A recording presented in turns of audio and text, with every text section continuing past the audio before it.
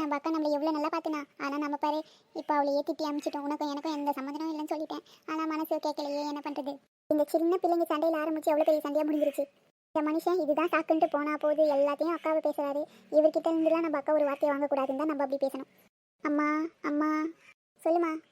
அம்மா நீங்கள் ஏமா பெரியம்மா கிட்ட அப்படி பேசுனீங்க? பெரியம்மா பாவம் இல்லையா? என்ன பண்ணுறதுமா, அப்படி பேச வேண்டியதாகிடுச்சு. இல்லைனா உங்கள் அப்பா அமைதியாக இருந்திருப்பாரா? இல்லை அதெல்லாம் பேசி சண்டை பெருசாக இருக்கும். அதனால தான் உங்கள் அப்பா கிட்டலாம் ஒரு வார்த்தை வாங்கக்கூடாது. அதனால நானே எங்கள் அக்காவை திட்டி என் வீட்டை விட்டு வெளியே போகணும்னு சொல்லிட்டேன். இருந்தாலும் நீங்கள் அப்படி சொன்னதும் பெரியம்மா மூஞ்சே மாறிச்சுமா. பாவம்மா பெரியம்மா, எங்களை எவ்வளோ நல்லா பார்த்துக்கினாங்க தெரியுமா? தெரியுமாக்கா, என்ன பண்ணுறது? நம்ம வாழ்க்கையே ஒரு பயணம் தான். அது என்னைக்கா இருந்தாலும் ஒரு நாள் முடிவுக்கு வந்து தான் ஆகும். அதில் நம்மளுக்கு கூட இருக்கும் ஒரு சில உறவுகள், பாடி உறவுகள் வந்து நமக்கு துரோகம் பண்ணும். எல்லாத்தையும் தாங்கிக்கிட்டு பொறுத்து போகிறது தான் மக்கா வாழ்க்கை. அம்மா என்னால் தானே எல்லா பிரச்சனையும். ஏண்டா அப்படி சொல்கிற? அப்படிலாம் எதுவும் இல்லை அம்மா. நான் தான் எல்லா பிரச்சனைக்கும் காரணம். எனக்கே நல்லா தெரியுது. நீங்கள் சொல்கிற பேச்செல்லாம் நான் கேட்டிருக்கணும். அது என் தப்பு தாம்மா. இப்போ நீங்கள் சொல்வீங்க அடுத்தவங்க பொருளுக்கு ரொம்ப ஆசைப்படாத. அது நம்ம சொந்த அக்காவாக இருந்தாலும் சரி, அடுத்தவங்க பொருளுக்கு ரொம்ப ஆசைப்படாதுன்ட்டு எத்தனை வாட்டி சொல்லியிருப்பீங்க. நான் ஒரு வாட்டி கூட கேட்கல. அப்படி கேட்டிருந்தேன்னா இன்னைக்கு இந்த அளவுக்கு சண்டை வந்திருக்காது. ஒழுங்கா இருக்கம்மா. இதோட அடுத்தவங்க பொருளுக்கு ஆசைப்பட மாட்டேம்மா. என்னை மன்னிச்சுக்கோங்கம்மா. சரி சரி, கவலைப்படாத வீடு. எல்லாம் நடக்கணும்னு இருக்கோ அதுதான் நடக்கும். என்ன நடக்கணும்னு நம்ம தலையில் எழுதி வச்சிருக்கோ அதுதான் நடக்கும். அதை யாராலையும் மாற்ற முடியாது. அம்மா விடுங்கம்மா, ஃபீல் பண்ணாதீங்க. என்னடி ஃபீல் பண்ணாதன்ற? எதுக்காக ஃபீல் பண்ணணும்? என் தங்கச்சி என்னை இப்படிலாம் பேசுவாள் நான் கொஞ்சம் கூட நினைக்கல. கனவுல நடந்த மாதிரி இருக்கு இதெல்லாம். கனவுல கூட நான் இப்படிலாம் நடக்கும்ட்டு யோசிக்க கூட இல்லை. ஆனால் இந்த மாதிரி ஒரே நாள் இப்படி நடந்துருச்சு. உங்கள் மேலே நான் வச்சிருக்க பாசத்தை விட அவன் மேலே தான் அதிகமாக வச்சிருந்தேன். ஆனால் அவள் இப்படிலாம் பேசிட்டாளே.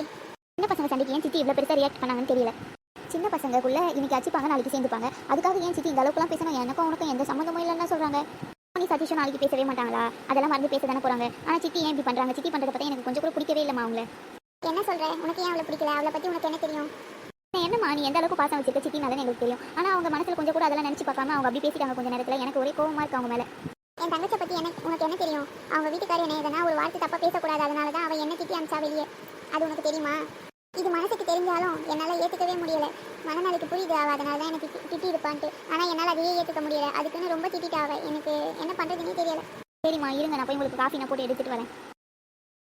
அம்மா இங்கே தான் உட்காந்துருக்காங்க போல.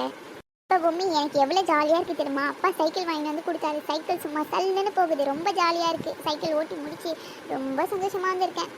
என்ன ரொம்ப சந்தோஷமாக இருக்கியா? இங்கே என்னென்ன நடந்திருக்குன்னு தெரியுமா உனக்கு? என்ன எங்கெங்க என்னென்ன நடந்திருக்கு சொல்லு நீயே. இந்த வாய்க்கு ஒன்றும் குறைச்சல் இல்லை. ஏன் சதீஷை ஏன் தள்ளி விட்ட பிடிச்சி?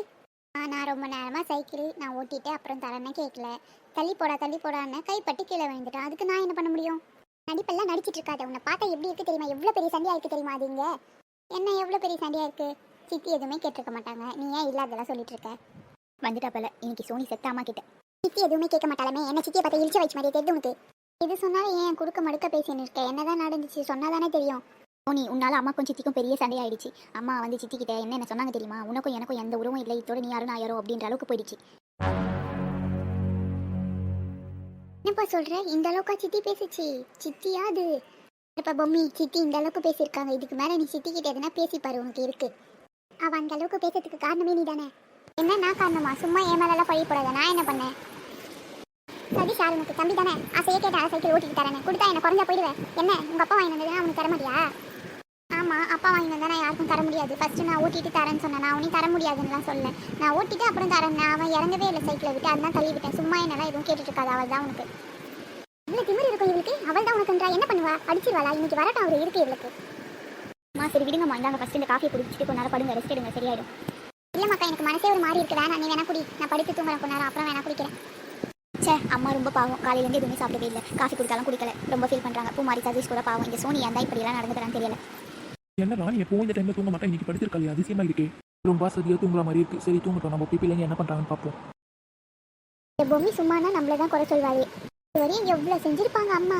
எது நம்மளுக்கு வாங்கினாலும் சதீஷுக்கு பூமாரிக்கு இல்லாத வாங்கவே மாட்டாங்க. எல்லாருக்கும் சேர்த்து தான் வாங்குவாங்க. அந்த அளவுக்கு செஞ்சிருக்காங்க. ஆனால் இந்த சித்தி எப்படியெல்லாம் பேசிட்டு பாரு. அப்படின்னா போட்டோம், நம்மளுக்கு என்ன வந்தது? நம்ம செஞ்சதில் எந்த தப்பும் இல்லை.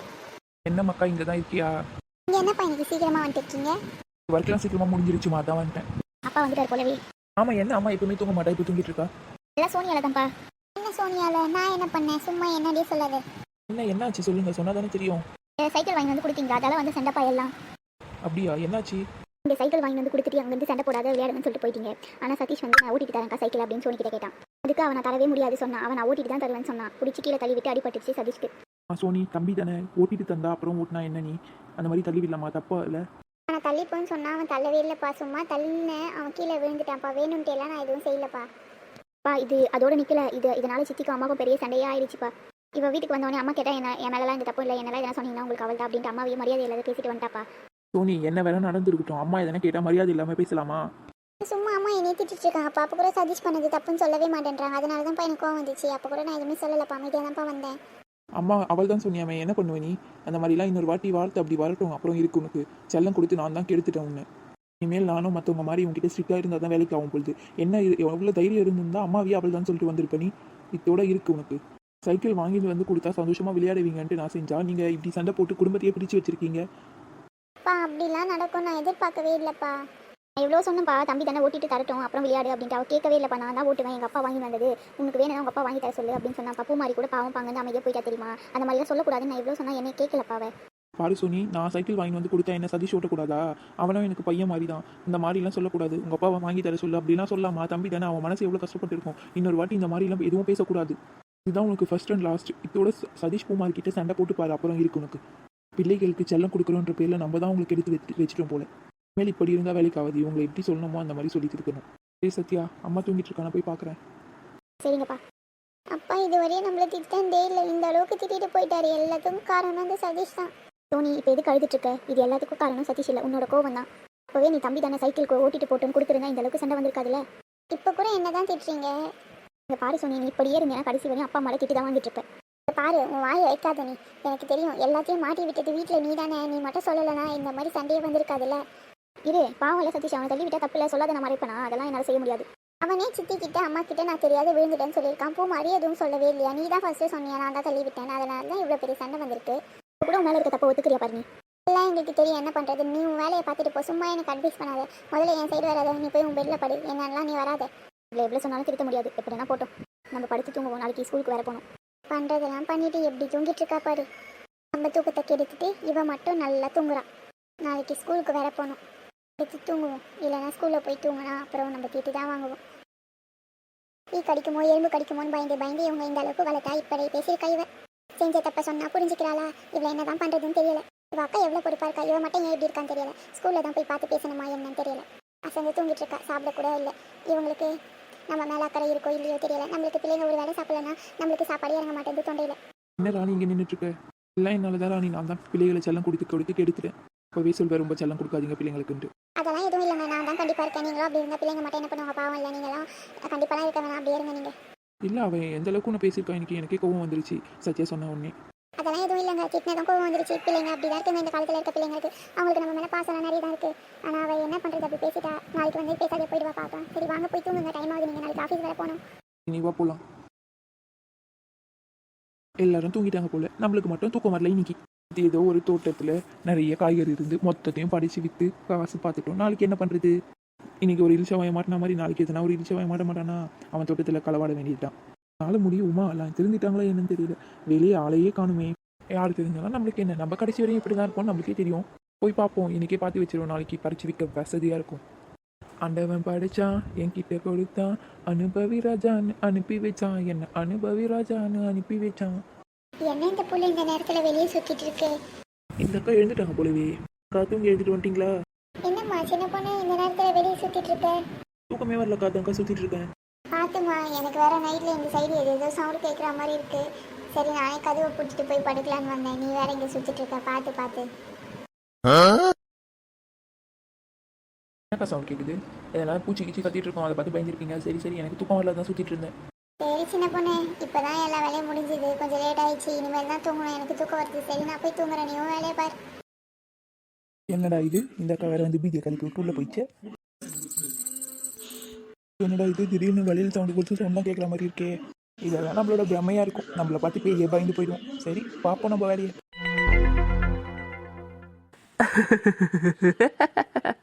எப்பா யாரா இது நம்மளுக்கு மேலே சிரிக்குது? என்ன சின்ன பொண்ணு எப்படி இருக்க? யார் பேசுறது? எனக்கு யாருமே தெரியலையே. நான் எப்படி உன் கண்ணுக்கு தெரியவேன்? நான் தான் போன வாரமே செத்து போயிட்டேனே. என்ன போன வாரம் செத்து போயிட்டியா? என்ன இது சும்மா பீதியை கலப்பாத. உனக்கு எவ்வளோ தைரியம் இருந்தால் என் தோட்டத்திலேயே போய் காய்கறி எல்லாம் பறிச்சின்னு வந்து என் பொண்ணு பையனுக்கே வித்திருக்க நீ.